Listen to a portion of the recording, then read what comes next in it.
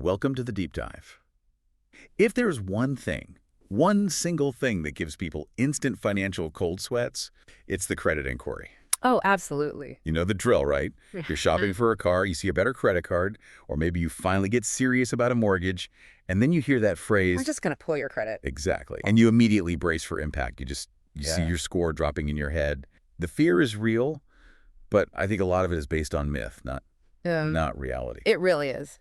So today, we are taking a whole stack of sources, FICO reports, consumer protection docs, some really deep financial analysis to just strip away the mystery. Our mission is pretty clear. We want to give you a really comprehensive but not overwhelming idea of what credit inquiries are, their actual weight, and most importantly, the specific rules that exist to protect you when you're just trying to be a smart consumer. And that fear is so understandable. Credit scores feel like this mysterious, fragile number. But I think the most crucial thing we can do to, ease that anxiety is just clarify the two fundamental types of inquiries. It's often hard. Soft and hard. The moment you understand that difference, honestly, 90% of the mystery just dissolves. Okay, so let's start right there. What is the dividing line? The dividing line is really authorization and intent. A soft inquiry is almost always informational or promotional, and they will categorically not affect your FICO scores. Not at all. Not at all. Hard inquiries, on the other hand, they're tied to a specific application where you've authorized a creditor to pull your full report, to make a real decision. They may affect your score, but as we're going to see, it's usually by a really small margin. And just to set the stage here, when we talk about a score drop, we're talking about the total FICO range, which is 300 to 850. Right. We have to keep that huge 550-point scale in mind when we talk about, a drop of a few points. Exactly. Context is everything. Okay, so let's step into what you call the safe zone, soft inquiries. What actually triggers a soft inquiry, and why can we just breathe easy when we see one? You can breathe easy because a soft inquiry is basically a peek under the hood. It's not a full diagnostic test. It's used when there's no risk assessment needed for a new credit decision.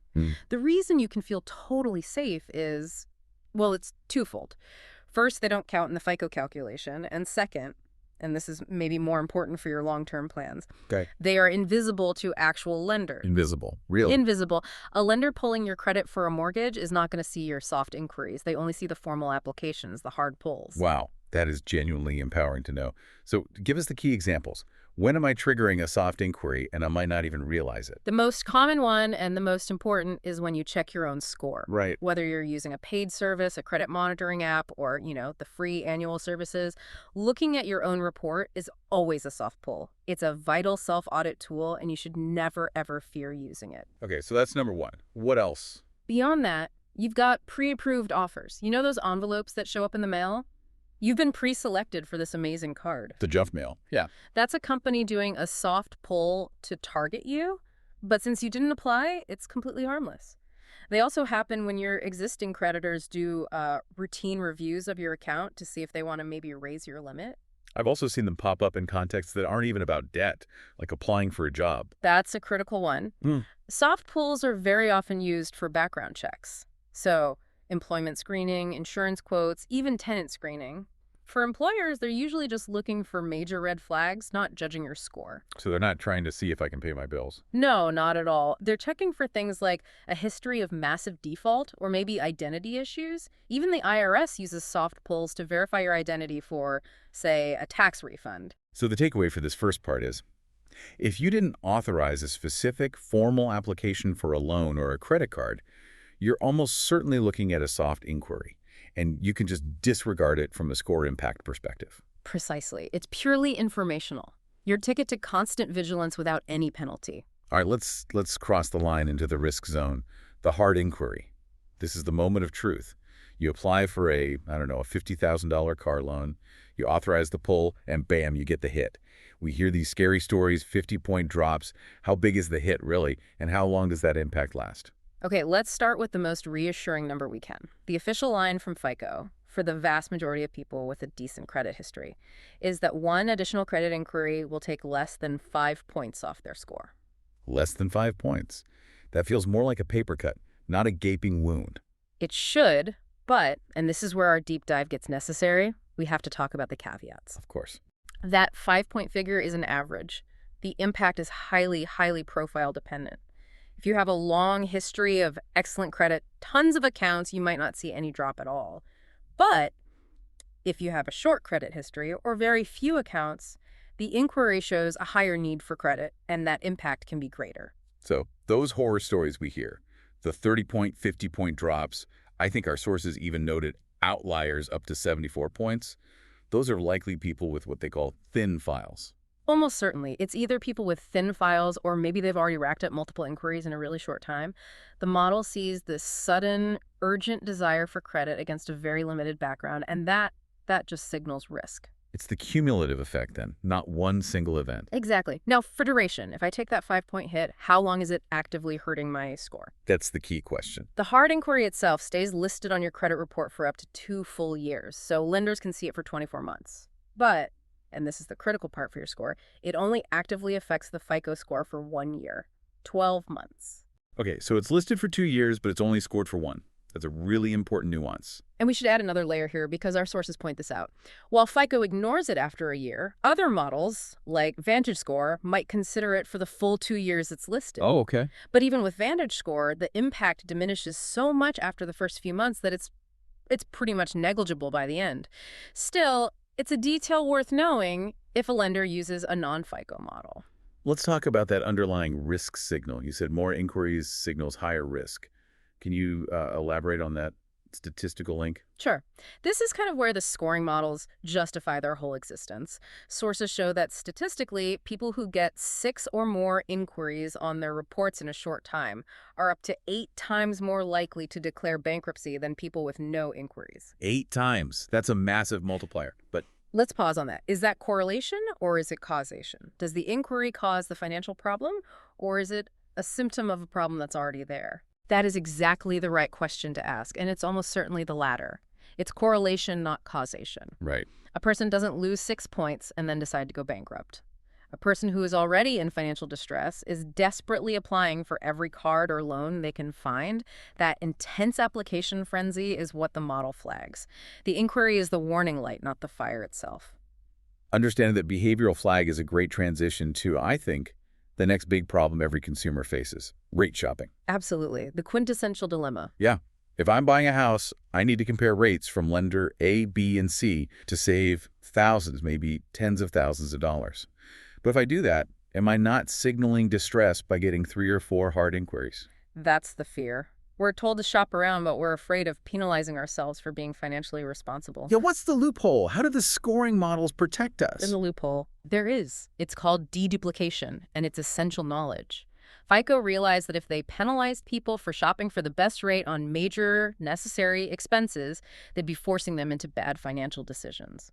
Okay, so what counts as a necessary major expense? This protection applies specifically and primarily to mortgage, auto, and student loans. For these loans, FICO will group multiple hard inquiries that happen in a specific time frame into one single inquiry. Wait, really?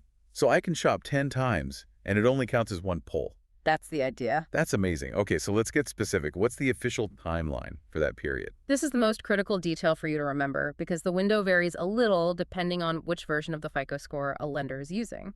For the newest FICO scores, the shopping period is a generous 45-day span. A month and a half. That's plenty of time. It is. But because a lot of lenders, especially in the mortgage world, still use older scoring models, that window can tighten up.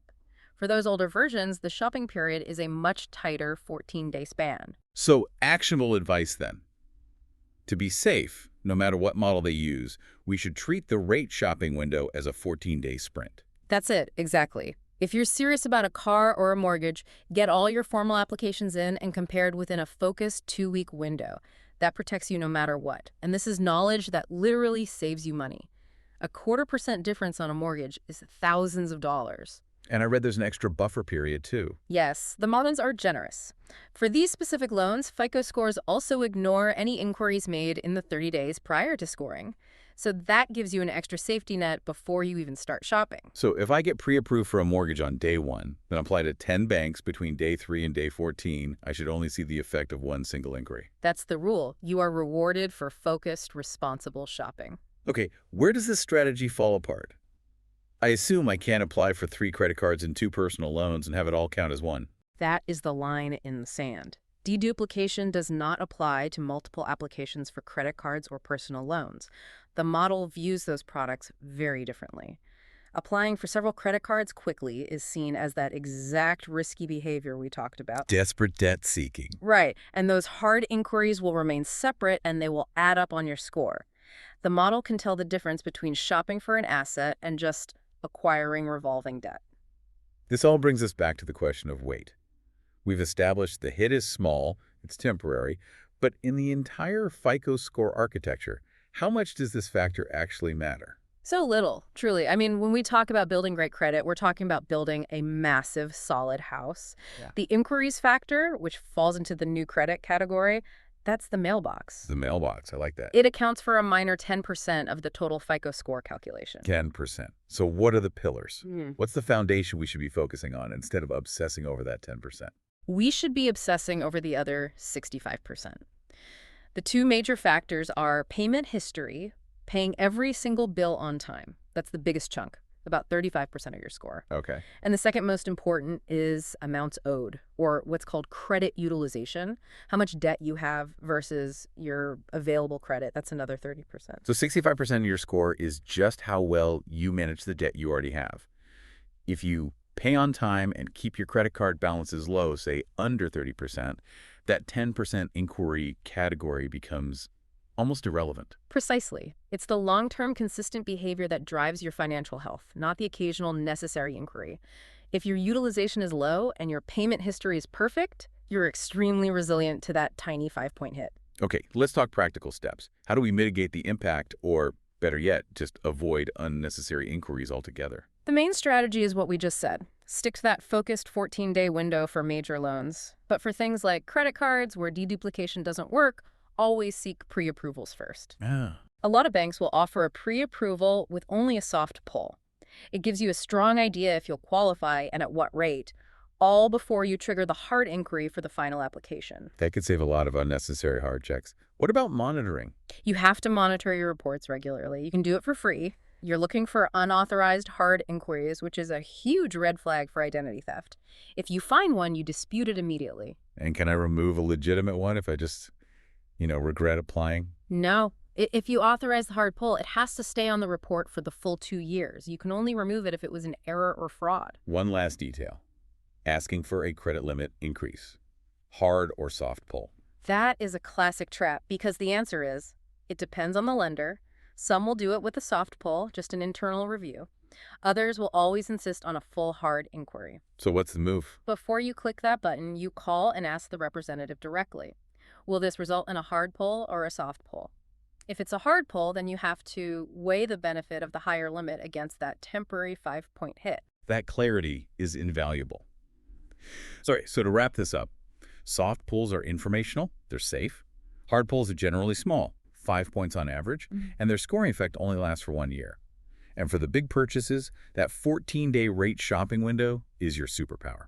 And if there is one final piece of wisdom to take away from all this, it's don't let the fear of a temporary minor inquiry stop you from making a smart financial decision, like getting a much lower interest rate on a car or a home. That 5-point 1-year hit is nothing in the grand scheme. And why is that? Because while an inquiry affects your score for 1 year, the truly bad stuff, the really adverse events, they have much longer consequences. Certain public records, like a bankruptcy, can stay visible on your credit report for as long as 10 years. The short-term hit from seeking a better rate is nothing compared to the decade-long damage of poor payment history. Focus on the foundation of the house, not the mailbox.